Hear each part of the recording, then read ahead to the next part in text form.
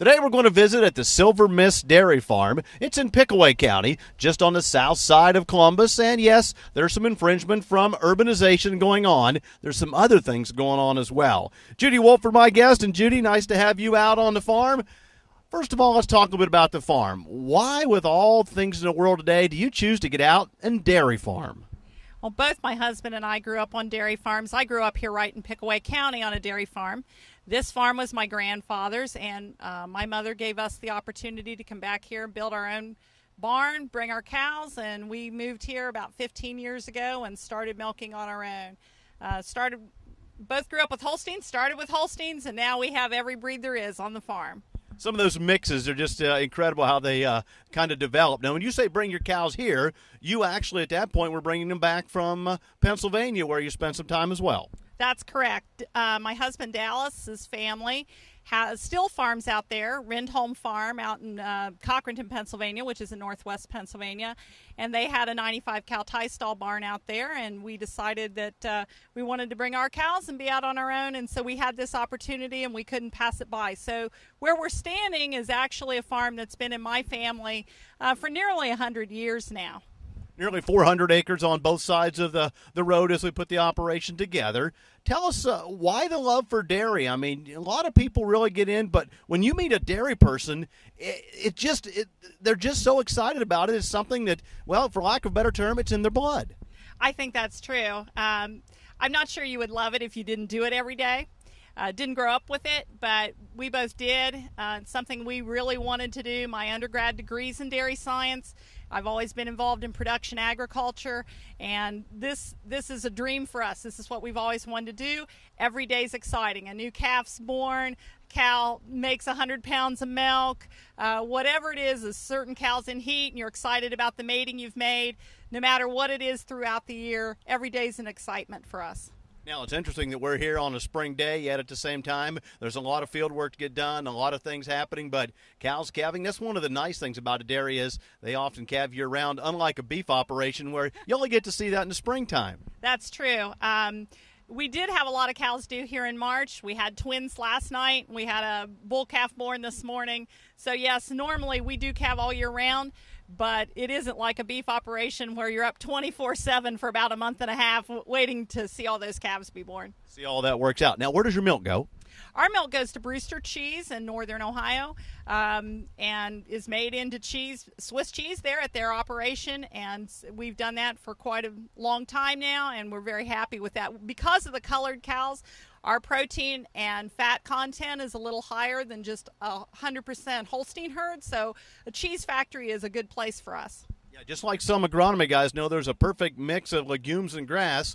For the dairy folks, oftentimes it's the right mix of the different colored cows, different breeds that gives them the type of milk that really meets that end use. And at Brewster Dairy, they've won some national awards for their cheese production, so you look like a pretty good match. Yes, it's been a great match for us, especially, as I said, with the colored cows. Our addition of the Jerseys and the Ayrshires and the Guernseys here, that's been a really good match for us, and it's been a good fit, I think, for Brewster and for us both.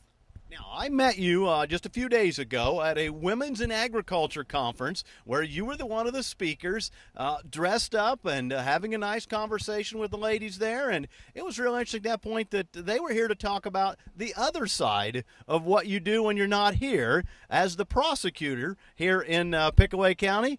And I guess I've got to look at the two and say, do they really balance each other out, that you take a stressful work day and come home and say, spend some time with some peaceful cows? Well, it really does. As much as I love my job being a prosecutor, I come home in the evening. I milk every evening, and both milkings on the weekends.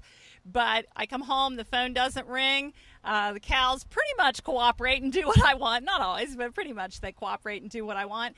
And it's peaceful. You can turn the radio on.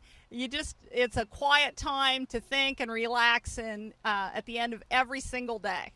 So what drives you to do the prosecutor side of your day-to-day when you obviously love the dairy so much?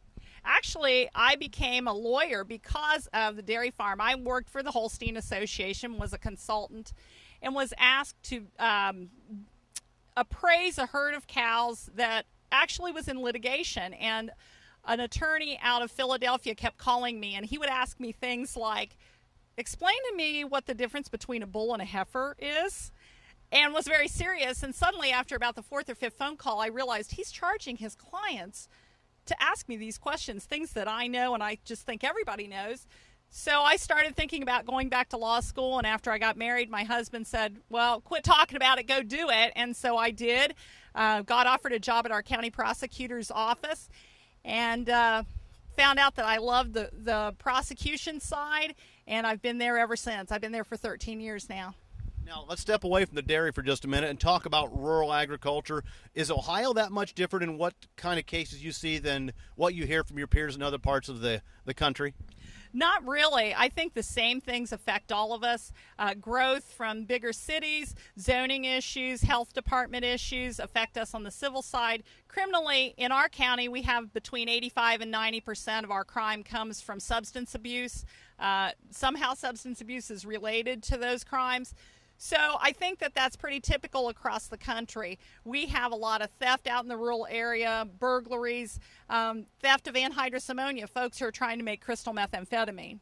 Or someone stealing a four-wheeler to get the money to go buy. Because I think, I was shocked when I heard you describe the county that way, and I'm sure a lot of people, if they checked in, would be surprised to find out what percentage of their crimes relate to something being stolen or broken in to get something because they actually wanted to cash for something else. I think they'd be very surprised. I think most people don't necessarily put that together that's related to substance abuse or alcohol abuse, but almost every crime that you come across is related in some manner to either substance or alcohol abuse.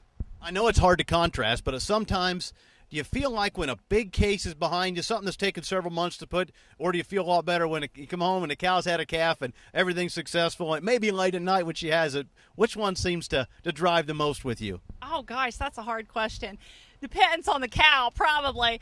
If one of our show cows calves, that's probably the most exciting thing that happens, because the folks at work, none of the folks that I work with have farm backgrounds, but they all have to listen to every cow that calves, everything that happens out here on the farm. So it's not unusual for me to go to work and say, oh my, guess what? So-and-so had a calf today. Fanny calved and had a heifer calf. So that's still exciting to me, even though it's exciting to go to work and be the prosecutor too.